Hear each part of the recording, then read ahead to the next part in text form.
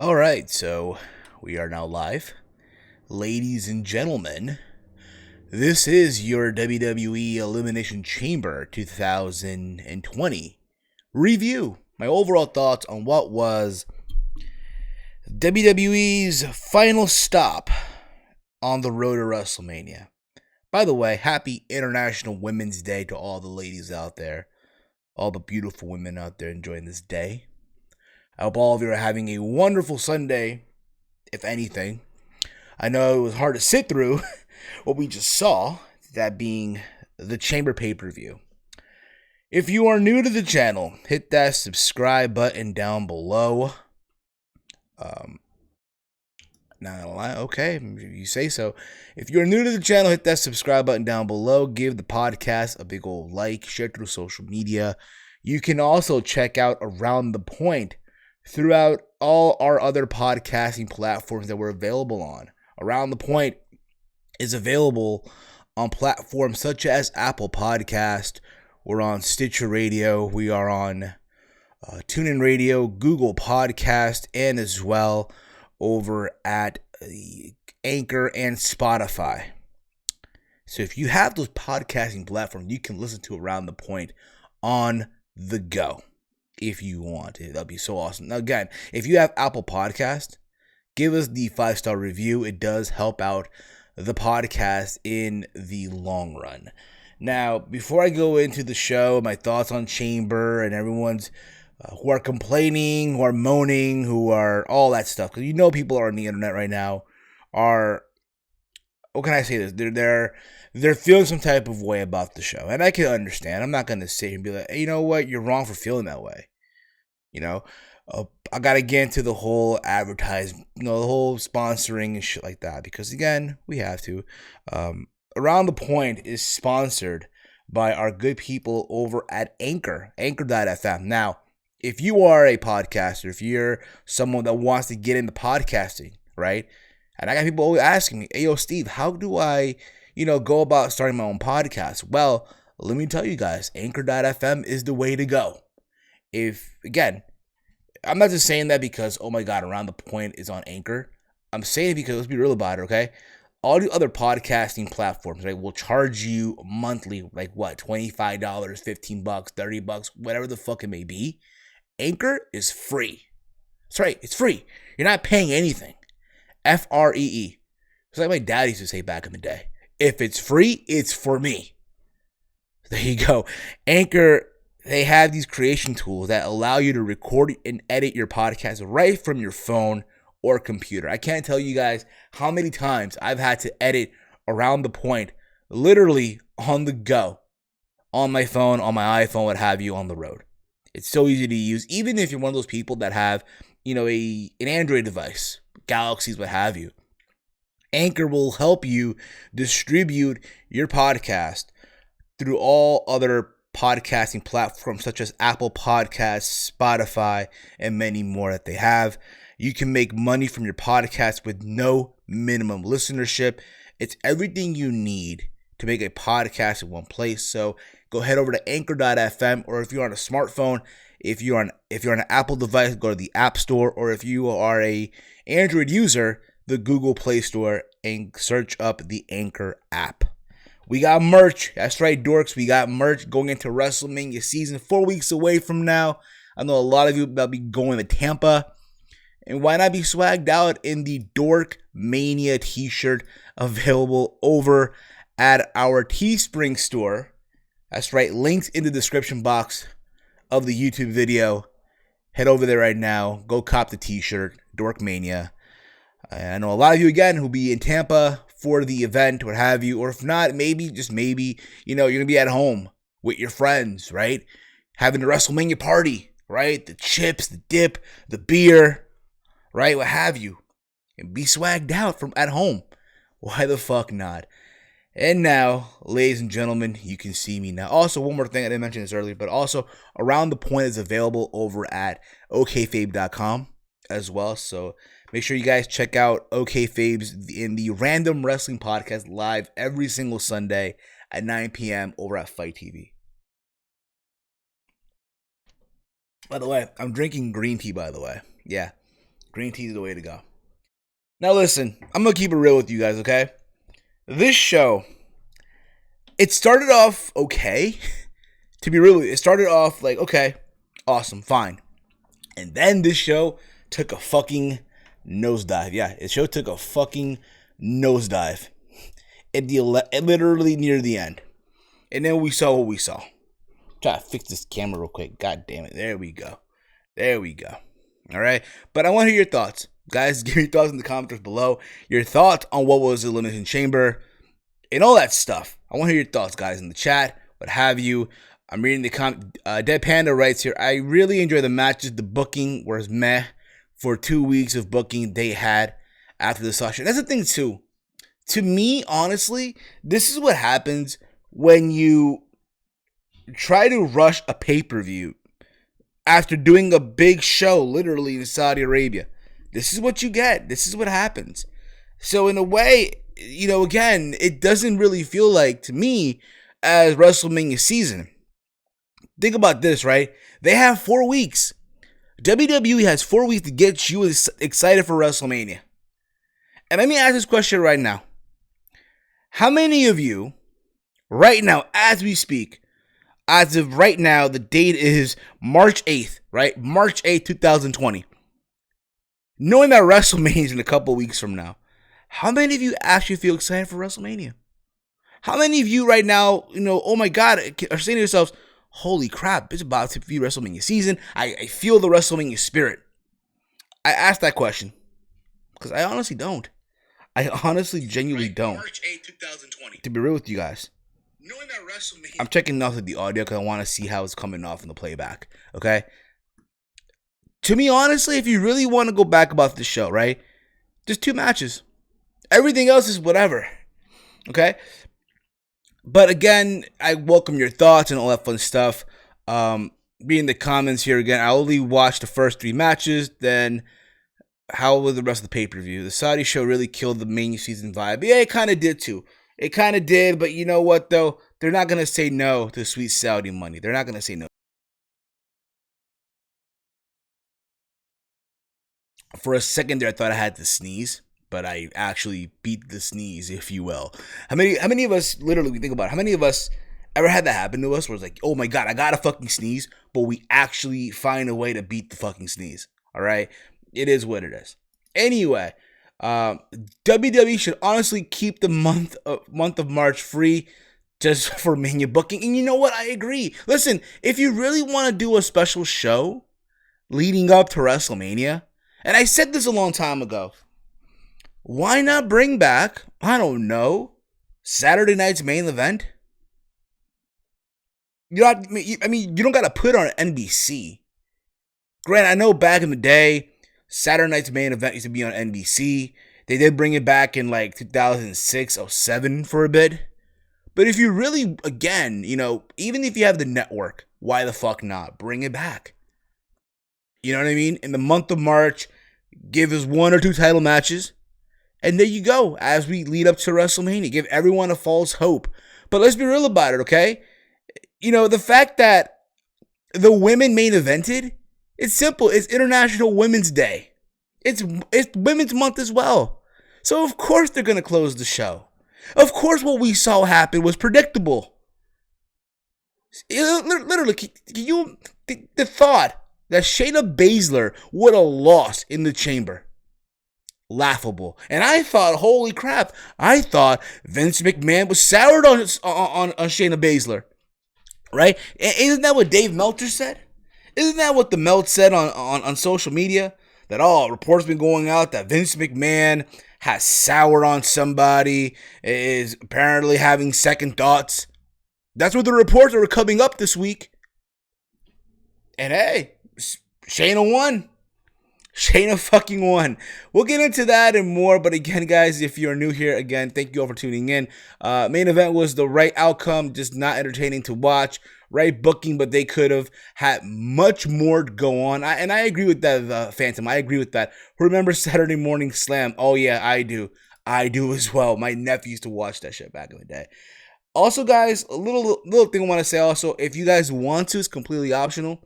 If you want to show some love to the podcast, all right, You have the Streamlabs enabled. Head over to streamlabs.com/HeelSteven and you can donate to the show. Completely optional, right? You'll have your message read on the air by some funny female voice and shit like that. Again, completely optional. Head over to streamlabs.com/HeelSteven and donate to the show if you choose. So let's get on to the card. Now, I did watch the kickoff show, right? There was a kickoff show on the kickoff, right? On the pre-show, whatever the fuck you want to call it. You had the Viking Raiders beating up Hawkins and Ryder. Who gives a fuck about that? But it happened because fucking hell, you got to give us a match, right? And you think about this too. You know, where's Drew in this shit? You know, if you really want to get people excited for this, right? Why not have a segment with Drew and Brock? That's how much I could give a fuck about the kickoff match. That's how much I can give a fuck about Hawkins and Ryder. Even though early in the day, I did watch the FCW documentary on the WWE Network, and Kurt Hawkins was front and center in that documentary, I strongly recommend you guys give that a watch after you finish listening to the podcast. Head over back on the network, watch that documentary. It's fucking amazing, okay? About FCW. But there was that, okay? But again, you know, you leading up to WrestleMania, why not have Drew on the show, give him an impromptu match? I don't fucking know. To get people invested in the guy, excited, if you will. They showed highlights of what happened on Raw, but there was that. We kick off the match. Howard, how are you, brother? How are you, Legendary Howard? How you doing? We kick off the show with Daniel Bryan versus Drew Gulick. This was probably the best thing on the show, if you want me to be honest with you guys. Everything about it was just fucking amazing, okay? They said on commentary that Gulick, right, for a long time, before coming to WWE, he looked up to Daniel Bryan. He looked up to him, all right? And again, this was a very good technical match, back and forth. Something you would have seen it, I don't know, on the independent circuit. I'm not really sure that they wrestled on the indies, to be honest. No, obviously they didn't, because Bryan did an interview after the match where he talked about how he watched Gulick on the indies, but always wanted to wrestle him, right? He put him over, basically.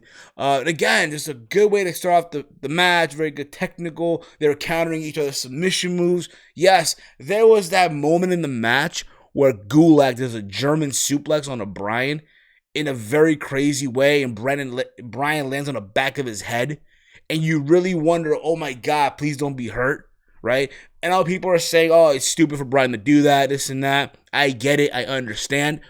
And I'll say this too. I said this on Twitter, and I'll say here again. It's amazing that Bryan, right, Daniel Bryan, has the special ability about him where he can grab any guy on the roster, whether they're high on the card or hell, in this situation, someone, when you think about it, right, Drew Gulick is on the bottom of the card, right, on the bottom of the totem pole in WWE, right?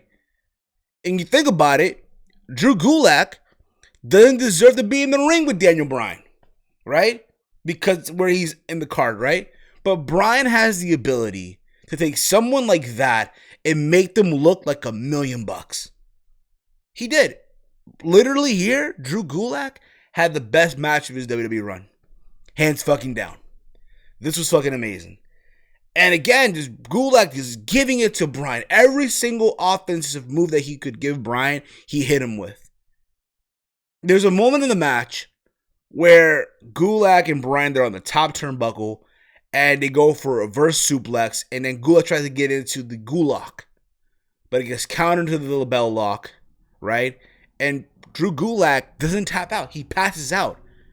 Completely passes out, right? He's out of it, and that's how the match ends. He didn't tap out. He passed out. So it makes you, again, there's that, right? Oh, he didn't lose, even though it was in his hometown in Philadelphia, because they're in Philadelphia. They're in Smart Town, USA. Even though I'm going to say this right now, Philly, the crowd sucked. That crowd was terrible throughout the show. Throughout the fucking, that's how much they gave a shit about this when you think about it too.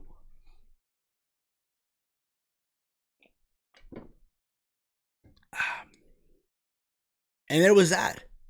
And as I said earlier, you know, Bryan did an interview on WWE.com praising Drew Gulick, how he's this amazing wrestler, how, hey, he did say that there's holes in Bryan's game since the match already happened. Maybe now Gulick can help him. And I said this on Twitter, and I want to hear you guys' thoughts on this, all right? I'm going to say here again.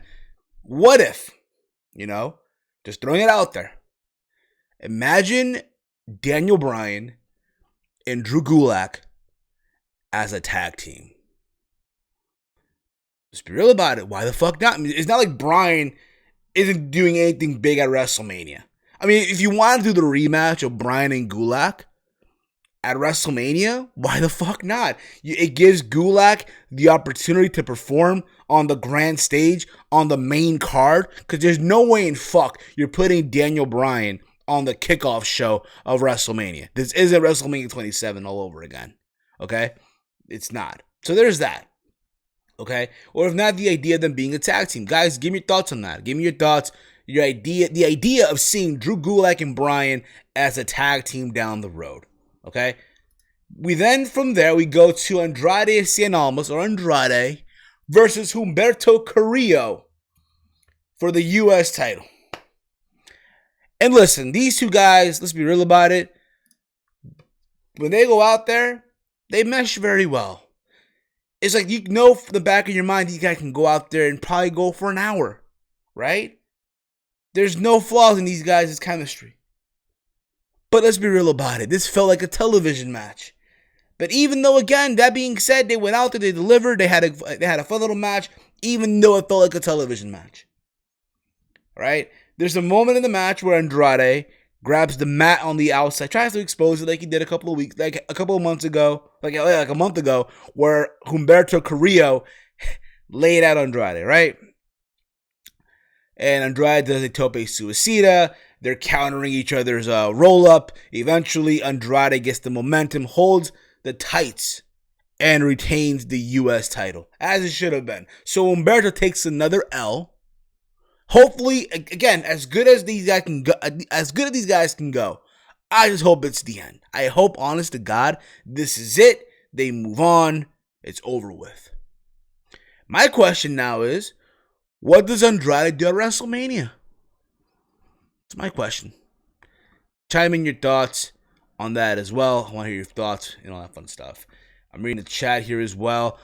Big Mike, woo! Bryan has been out of the tag division for 8 years. I'd say let them team. Thank you, David Panda. I appreciate you on that.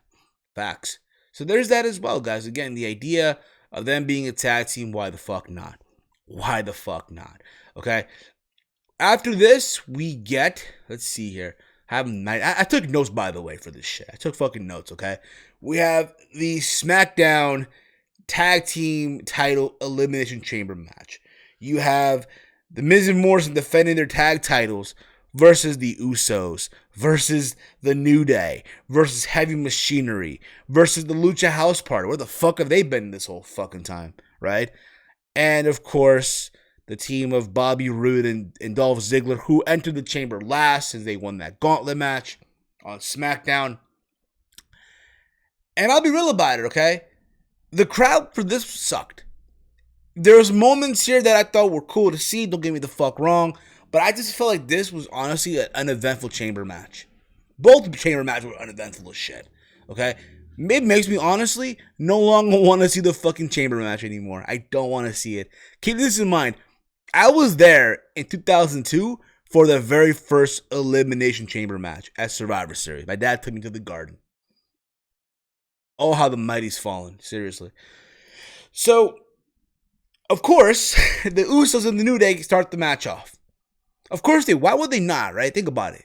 It made sense these two guys start off the whole thing, right? Again, they did their thing. These two guys, again, these two teams have just amazing chemistry. We all know this already, okay? The third team was the Lucha House Party. And right off the bat, they start botching. How am I not surprised, right?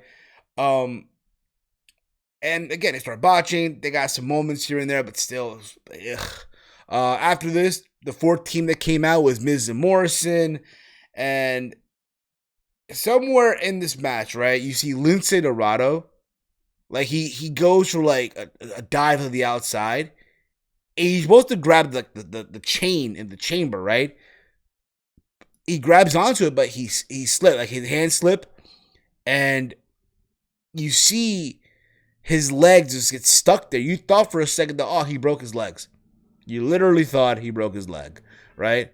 There's then after this moment where he's climbing the fucking pod, right? Heavy Machinery came out, and there's a moment where it leans to he's climbing the pod, right? And they keep staring at him, like you like they don't put it on camera, but you see Otis just staring at him, right? And people think, I guess there's a spot coming up, right? And I kind of knew where they're gonna go with this shit, right? We've seen this before, where they're climbing on top of the ceiling of the chamber, right? You see Lince Dorado just hanging on for dear fucking life, right? And he does a shooting star press from the top of the fucking ceiling onto the people, right? And there was that. There was that. Got a good moment. Holy shit, what have you, right? And with that, right? Fucking Tucker, from the top of the pod, right? Did a fucking somersault. But all that being said, right? The Lucha House part was the first thing to be eliminated. I mentioned earlier that Tucky did a fucking somersault from the top of the pod. Otis runs Dolph, right? There's a moment, obviously, the big moment everyone lost their shit for, right? There's a moment where Dolph Ziggler, right? Again, there's the story there with Ziggler and Otis for Mandy and shit like that, right? And Otis is going to tackle Dolph through the pods.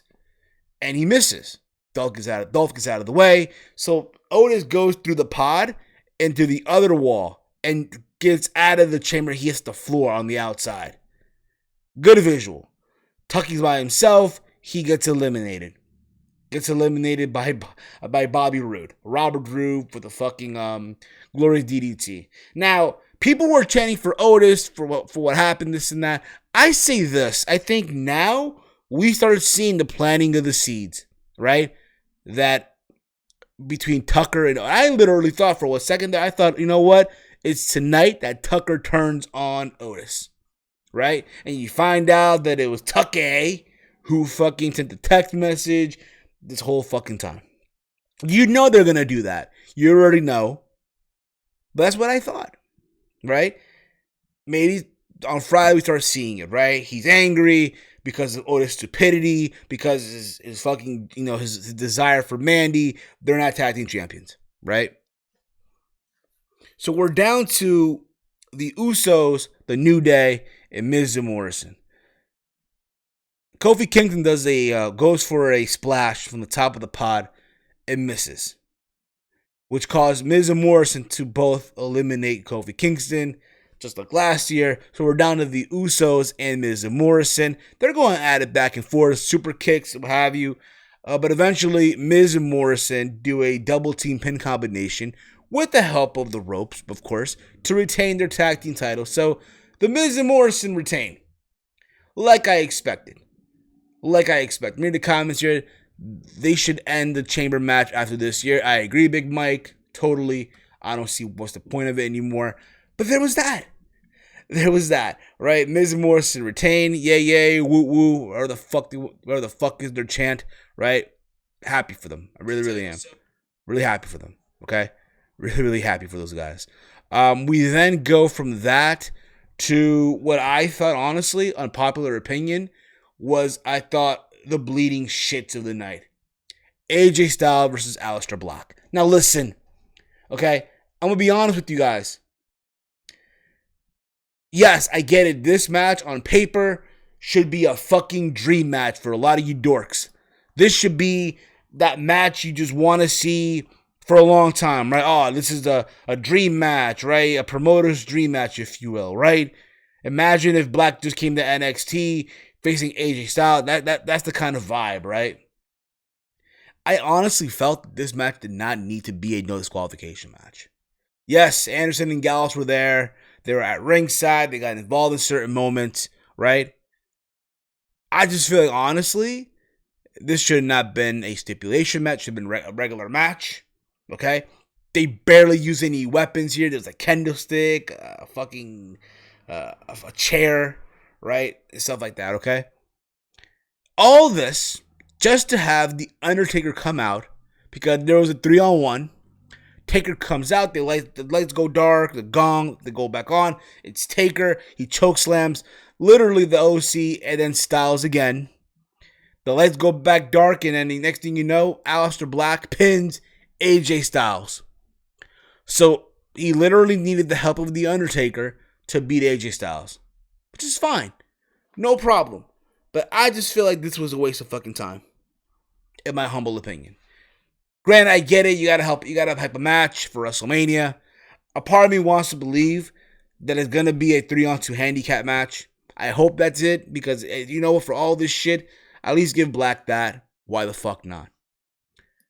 But again, guys, give me your thoughts on that. I really want to hear your thoughts. The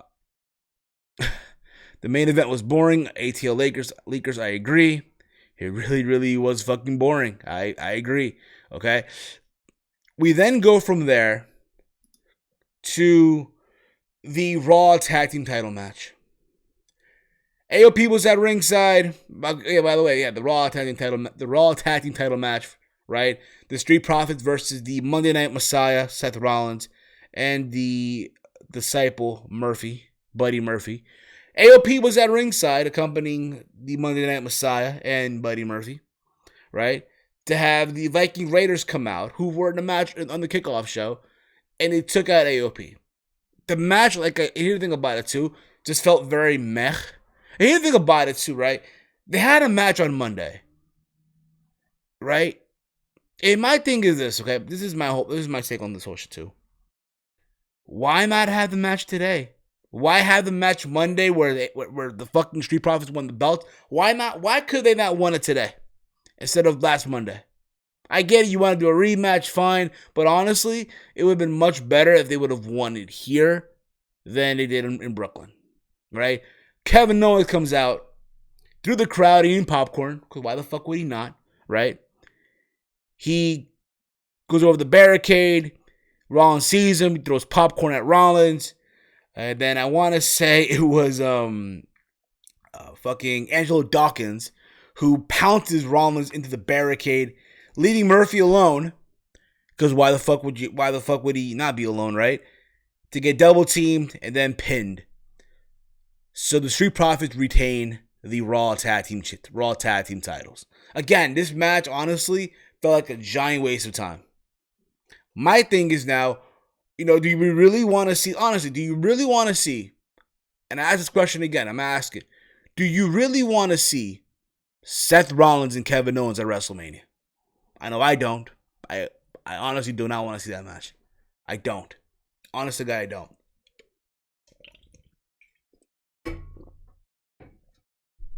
But we shall see. God help us. God fucking help us. From there, we go to the co-main event. Yeah. A handicap match for the Intercontinental Championship. Sami Zayn, Cesaro, and Shinsuke Nakamura versus Braun Strowman, who was defending the Intercontinental Championship. Listen here, you dorks. Okay? What I thought was funny in this whole thing, before the match even took place, right? Zayn, Cesaro, and Nakamura, they're in Gorilla, right? They're being interviewed, and Zayn's like, you know what? He's the one that's gonna fight Braun Strowman. He wants Cesaro and Shinsuke to sit on the apron, don't do anything, right? It's gonna be Sami Zayn and Braun Strowman, this whole thing, right? You gotta think about it too. I saw the thing on Twitter a couple of days ago, and it's like this whole thing where how if the Sami Zayn from like 2014, 2015, 16, like basically the NXT Sami Zayn that we all saw, we all loved, right? Who at one time was the face of NXT, right? If that Sami Zayn were to see the Sami Zayn of today, what the fuck would that Sami Zayn would think, right? Basically, right?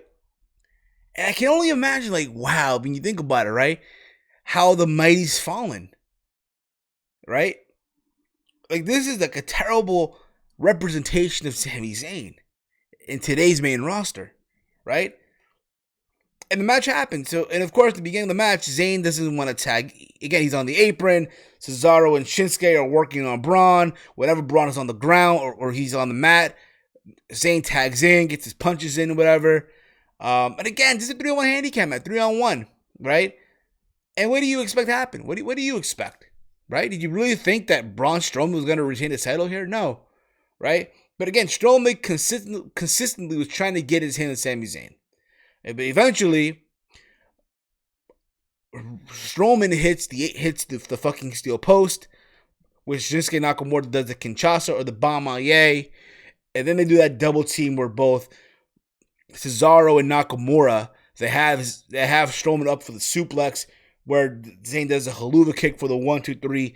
And it's funny because when the whole thing happened, Nakamura and Cesaro leave the ring, and Zayn pins Braun Strowman for the 1-2-3. So Sami Zayn gets his first singles title in the main roster. It took the fucker literally, when you think about it, 4 years.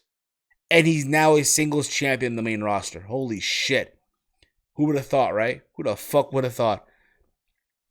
Kind of weird Strowman didn't keep the belt. I agree. But I think what's going to happen is at WrestleMania, Braun finally gets his hands on Sami Zayn. So that's probably the reason behind the whole thing. Okay? Now we get to the main event. I'll tell you guys what. After this, I will answer some questions. If you want to drop in your questions down below, drop them. Drop your questions. I really want to hear what you guys got to say and all that fun stuff. Honestly, if I had the phone lines open, I would take live calls, but I don't have that available right now. I will talk about, you know what, after this, I will talk a little bit about last night's UFC 248, the co-main event and main event for a little bit, okay? Just keep that in mind as well. Because after all, this is around the point, right? Just saying. After all, it is around the point. So, we get the main event. The Women's Elimination Chamber match. The winner would face Becky Lynch at WrestleMania for the Raw Women's title. Shayna Baszler versus Natalya versus Ruby Riott versus Liv Morgan versus fucking Sarah Logan and Asuka.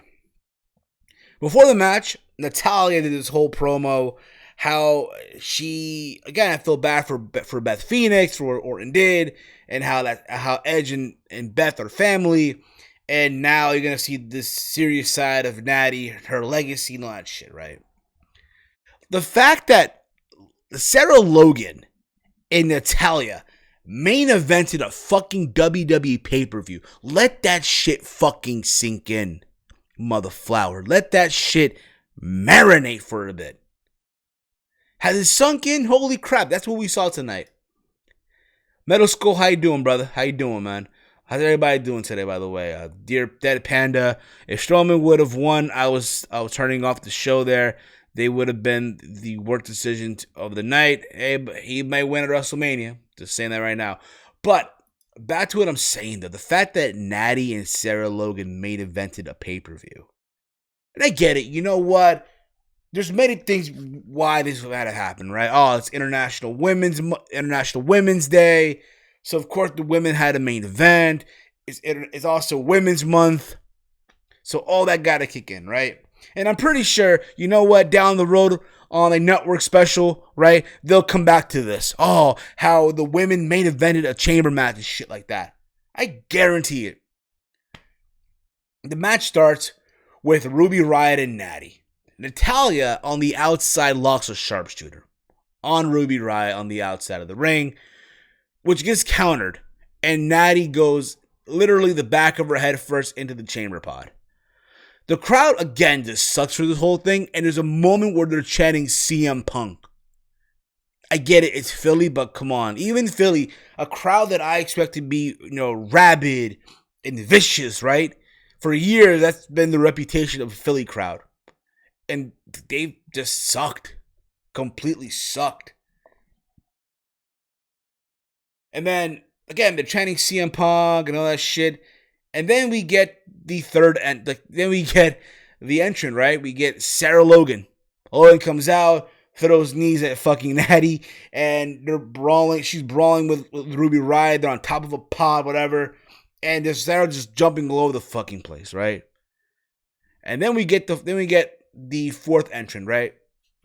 Yeah, the fourth entrant. We get Shayna fucking Baszler. And Shayna Baszler, just like that, eliminates Ruby Riott and Sarah Logan with the Kurofuda clutch. And then she starts beating the hell out of Natty with the chamber door, and then eventually locks in the choke. Natty taps out. Natty passed out, I want to say. So, throughout this time, right, again, Shayna cleared house. You still have Liv, you still have Asuka in their chamber pods, right?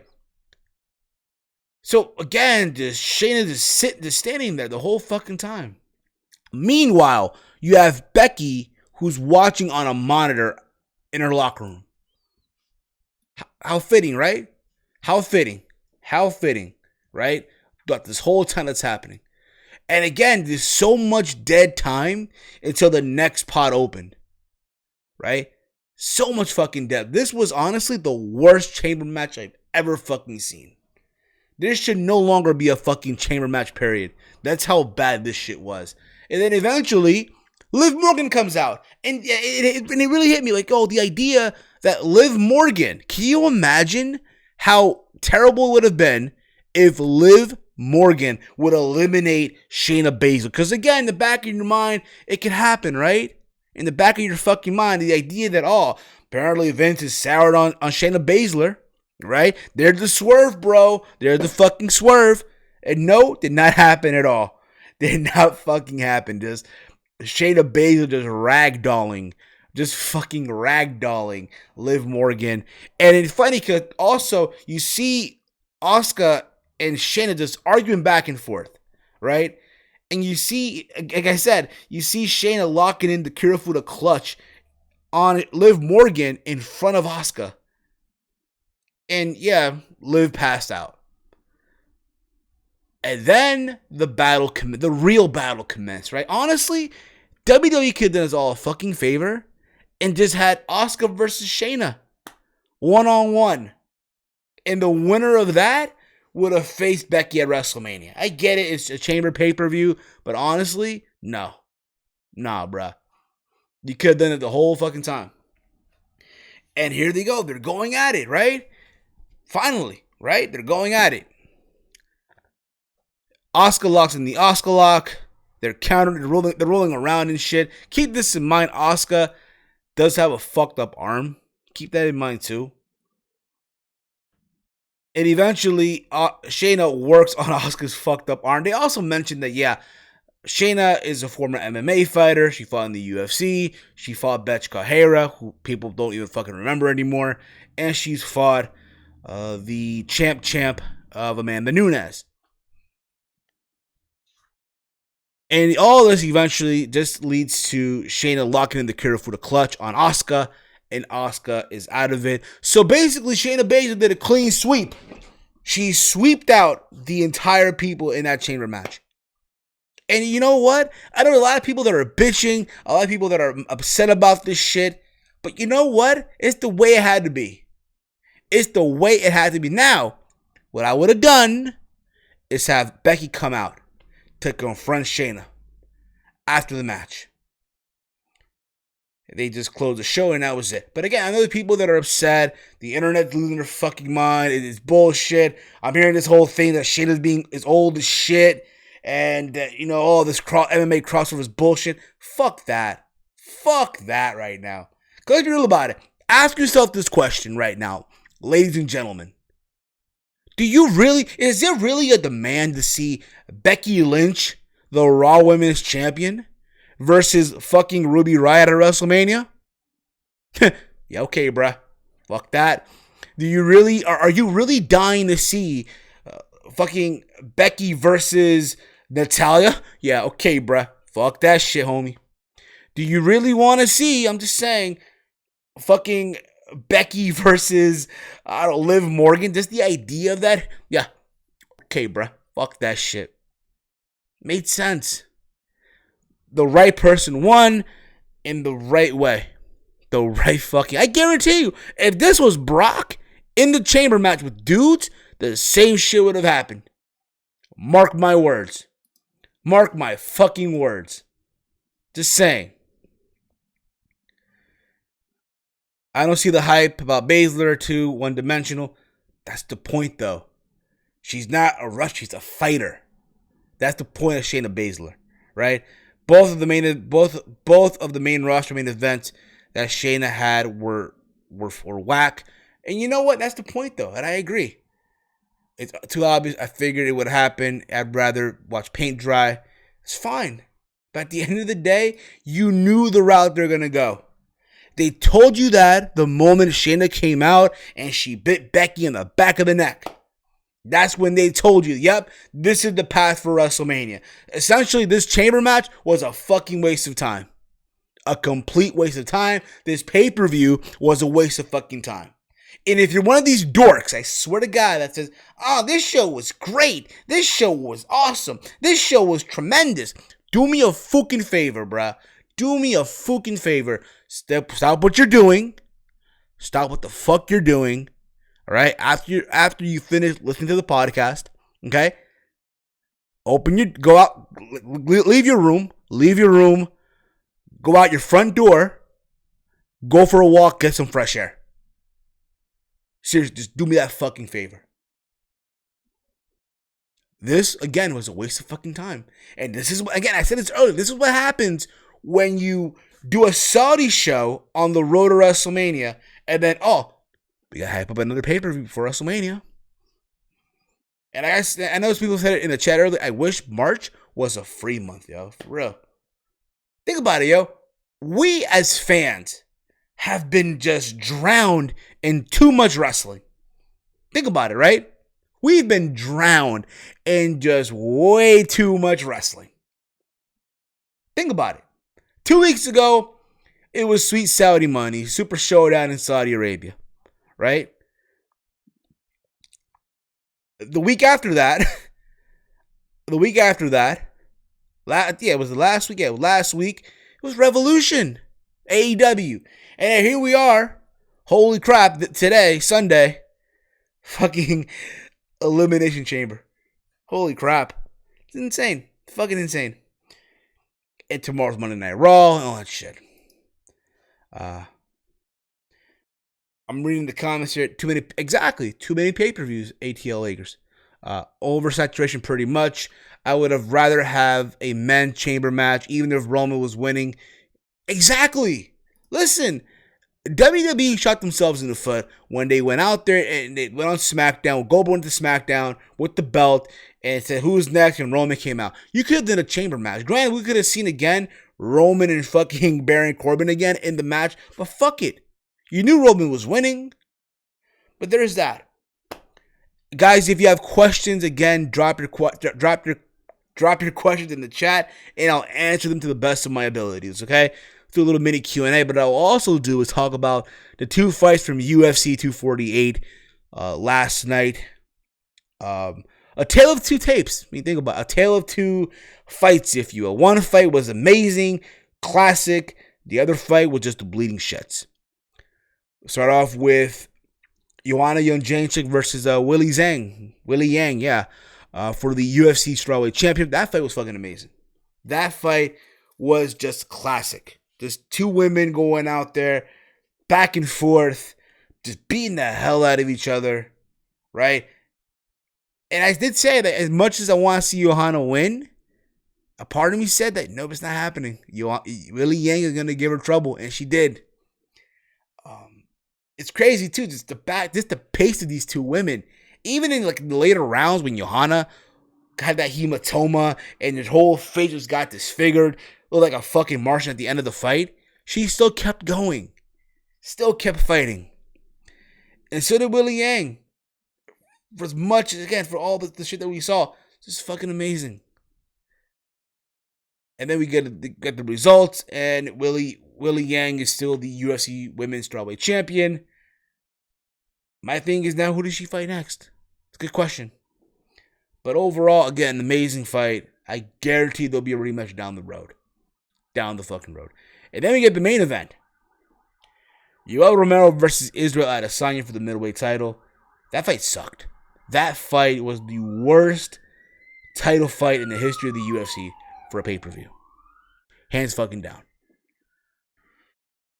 Israel, like, Yoel Romero just stood there with his hands like this, doing this shit, right? He threw punches here and there. Like, you think about it, right? On paper, Yoel should have won. Yoel Romero should have won on paper. But it didn't happen. And then the gall of him to go on commentary, to go on after that, oh, you know, he was there to fight, this and that. Bro, you didn't fight anything, bro. Yeah, you threw some punches here and there, but still, you should have put the pressure on it. He didn't even do that. And I want to believe that there's somewhere out there, when this whole thing was happening, right? Somewhere in Albuquerque, John Jones is laughing his ass off. I want to believe that too. I want to believe that. Okay. Yeah, the Yoel Romero fight was whack. What up, Jurgen? How you doing? What up? And I'm happy that Shayna won and Becky is going to lose at Wrestle. And that's the thing about it too. I guarantee you now. They're gonna probably do this whole. They're gonna probably start mentioning Ronda. How Shayna's gonna try to avenge Ronda Rousey. I think now that's when we see it, right? But back to the whole Yoel Romero thing in Israel Adesanya. Like, yo, again, everything about that fight was just terrible. And you know what? It's not even Izzy's fault. It's not even his fault either. Just he had a bad opponent. And again, it's a guy that he wanted to fight. It's like, yo, this whole time, right? Everyone that you hear, right? Oh, they'll fight anyone in the middleweight division except Yoel Romero. Because he's in his 40s, but he's still moving like he's in his 20s and shit. He's a special specimen, right? But he didn't feel that way, though, in this fight. He just looked like anyone could beat him almost. So now Paulo Costa's next. That should be a fun fight. I did watch the Khabib and Tony Ferguson press conference because they're fighting next month. That shit was funny. Tony Ferguson literally mind-fucked Khabib. I'll say that right now, but we'll see how that goes down too. Again, guys, if you have questions for me, drop your questions in the chat, and I'll answer them to the best of my ability. Again, guys, if you are new to the channel, if you are new to the YouTube channel, hit that subscribe button down below. Give the video a big old thumbs up. Share it through social media. Around the Point is available on all podcasting platforms that you see. We're on Apple Podcasts, Spotify, TuneIn Radio. We're on Google Podcasts, also over at Anchor, and we're available over at okfabe.com. I want to thank Connor for allowing my show to be on his website, okfabe.com. You guys can check out the OK Fabe show live every single Sunday over at fight.tv.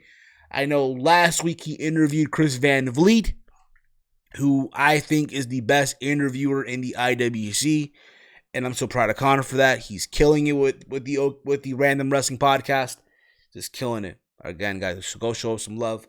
I do have a Facebook page, the Heel Steven Facebook page. Links in the description box below. Give us a like there as well.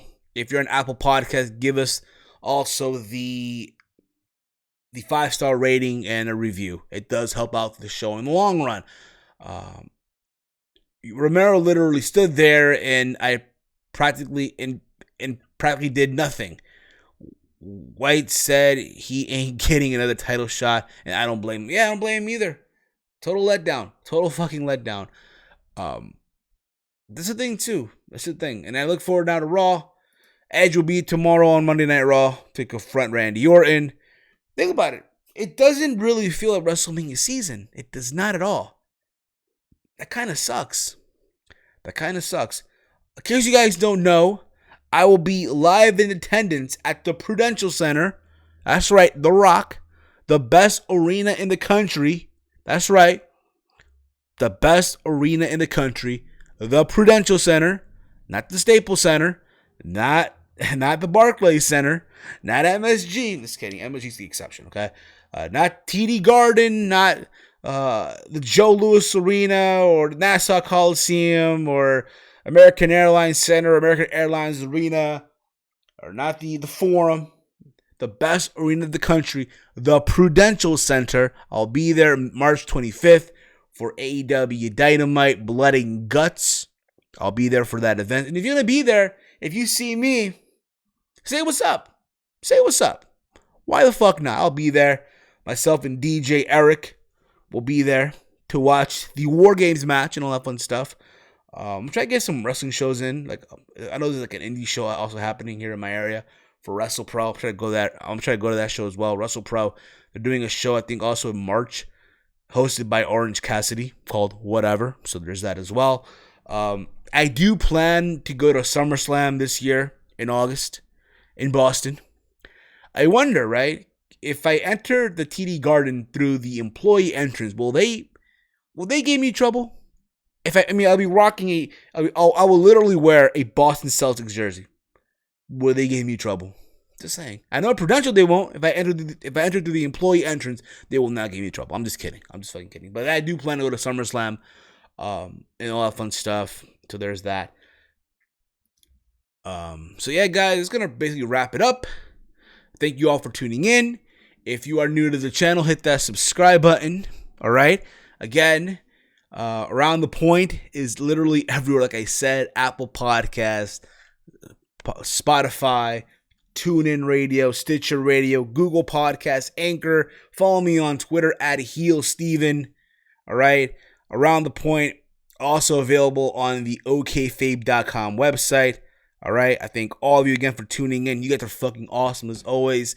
And yeah, again, we do have the merch, the DorkMania T-Shirt, available at Teespring. Links in the description box below. Go cop the shirt. Go cop that merch this WrestleMania season. If you are going to be in Tampa for WrestleMania, I know a lot of you are going to be going to, again, all the WWE events, Raw, SmackDown, NXT TakeOver, the Hall of Fame, WrestleMania, doing the indie stuff too, Ring of Honor, GCW, the GCW Collective. All right, if you're going to be in Tampa for all those shows, WrestleCon, etc., why not be swagged out in the DorkMania T-Shirt? You have all sizes, ship all over the world. Or if not, hey, you know what? You'll be at home for WrestleMania with your friends, having a WrestleMania viewing party with the wings, the fucking sliders, the pulled pork, the beer, the quesadillas, what have you, the chips, the dip. Why not be swagged out in the DorkMania T-Shirt, all right? I want to thank Double Z TV for the design of the shirt. He's responsible for the DorkMania logo that you see. And also, again, head over to Teespring, go cop the merch. And that's all I'm going to say here, guys. This has been another installment of Around the Point. This has been the Elimination Chamber 2020 review. Thank you all for tuning in. But more importantly, guys, dorks and mother flowers, this has been Around the Point. I'll see you guys on the next installment of ATP.